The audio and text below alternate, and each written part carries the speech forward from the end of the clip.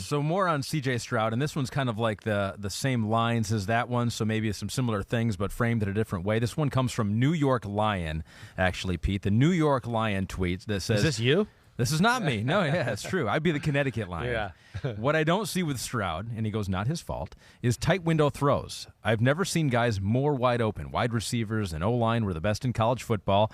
When things go wrong and he is under pressure, he is horrible. Ooh, ouch. If Stroud switched places with Will Levis at Kentucky, what would the tape look like? Now, that is something that is fascinating that I've talked to you about. Like, Yeah. what if Bryce Young is in love to do Kentucky that. and Will Levis is Right. over in Alabama? Right. I mean, like, if Will Levis played the whole year at Alabama, he might be the number one or number two He would quarterback. look better. He would That's look for better, sure. right? Who knows exactly how it would turn out? Bill O'Brien over there. But what do you make of the point there that that New York Lions trying to make? Well, first off, like if Stroud played in Kentucky, it would be better than what Levis looked like. Okay, I don't have any doubt about that. So that's the transition there, right there. I can make that and go, no, there's no doubt. He's better than Will Levis in every category, except for pure arm power, and it's not that less than, right? So then, tight window throws. Like, listen, he had some people open for sure. Tight window, like, I don't, go watch the Michigan game, watch the Georgia game, watch the Penn State game. I mean, see, what I think people are not, like, taking into account is how easily and consistently he does it, that you're just going, oh, yeah, 20-yard completion. And I'm sitting there on film going, this guy is all over this guy. And he just puts it in there like it's nothing. You remember the Michigan game, the go route down the right sideline to Marvin Harrison Jr.? Yeah. He's covered like glue. Yeah. It was glue. He threw the ball so far and so high that it allowed Marvin Harrison Jr., who was behind the defender, to now look up, and the defender plays DB for a reason, starts to choke, and he puts it on the money. The 4th and 2 throw to number 8 against Michigan, right? On the money. The guy drops it. In the end zone to number 8. On the money. Drops it. Middle, down the middle, cover 2, number 8. Covered like a blanket, on the money, drops it. I don't agree with those sentiments. And again, there's open guys.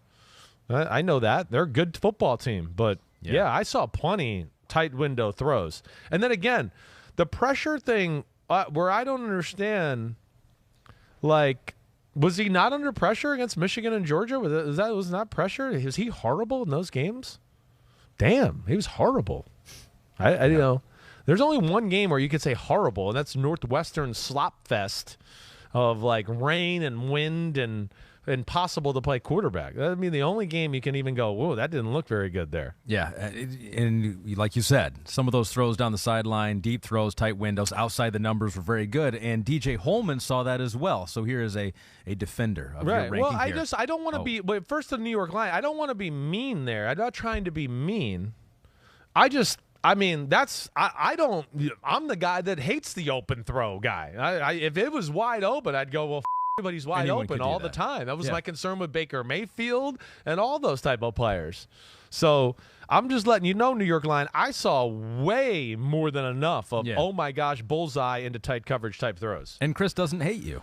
You don't hate New York Lion. How could you hate a Lions fan? Of course you would never do that. Right, never. We're just pushing back on your assessment. DJ Holman, you're probably going to agree with some of this, but this is an interesting point he makes. Yeah. He goes, Chris, have you seen a college offense that asks their quarterback to throw as many far hash out throws than Stroud? Those are long throws. He goes, further than the NFL. Yeah. And you don't do that unless you trust the quarterback to have the arm to make them. The arm and the decision maker. Oh. Right? Yeah. The decision maker goes into that too. Because a lot of guys are going to go, oh, I got the arm, I can do it. The quarterback's going to, the coach is going to go, yeah, but you thought he could do it, and he's running the other way for a pick six. Yeah. You threw the 20-yard out route, but you were a little late, and it's a pick six.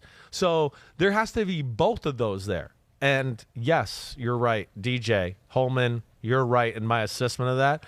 I mean, that's what blew me away. It was just one big-time NFL throw after another. You know, you can go through certain parts of games and go, has he thrown a ball under 5 yards yet? Has he thrown a screen yet?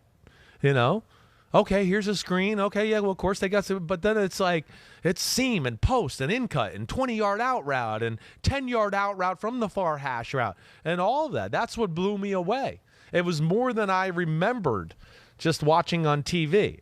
So that is again, I think we got a special thrower with a guy that's got a pretty damn special mind and ability to see the field that is really damn good. CJ Stroud probably will go number 1 to the Carolina Panthers. I would be shocked if he doesn't. But who knows? Could go number 2 to the Houston Texans. Right. Wherever he goes, probably in the top 2, probably number 1.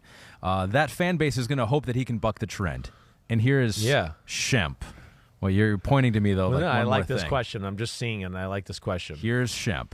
How many quarterbacks from Ohio State have become franchise quarterbacks in the NFL? Justin Fields may work out, but the jury is still out. So that would be the worry from Carolina Panther fans out there, that he is just another one of those failed Ohio State quarterbacks. Like, I get it, but I don't get it.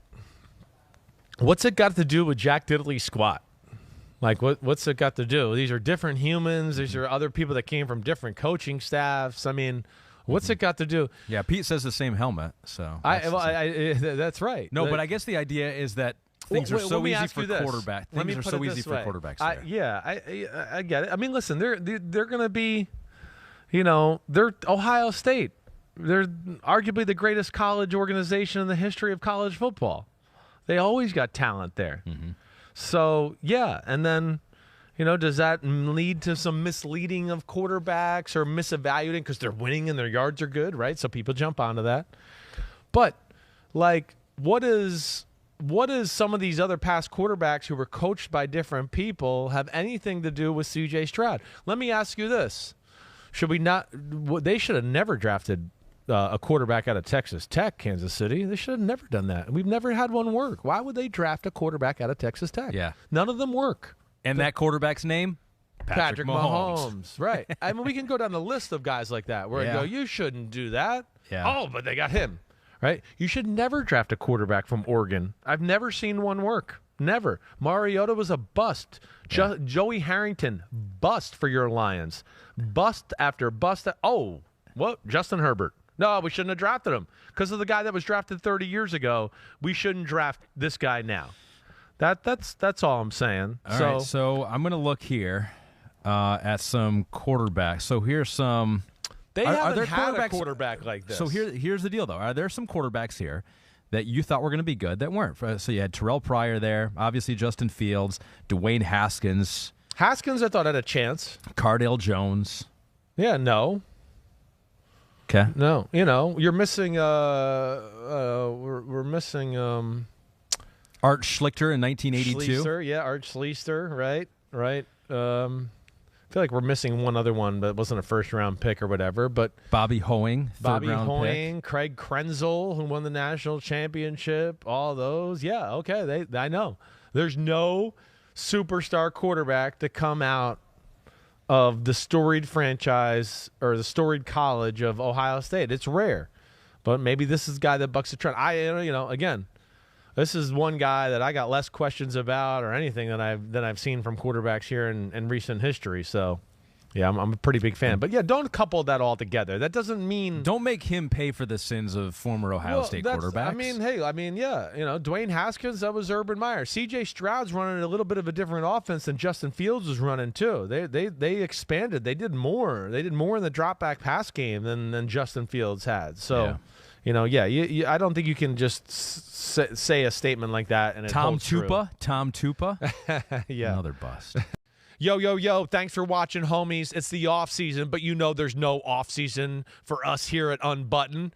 Me, Ahmed Fareed, we're going to hit all the stories. So hit subscribe for us, okay? We got a ton coming up. My draft prospect rankings, my Simms top 40 quarterback countdown, and videos of me and NFL QBs playing catch and talking about their development and mechanics. Again, thanks for watching. Remember to subscribe. Peace out, homies. See you soon.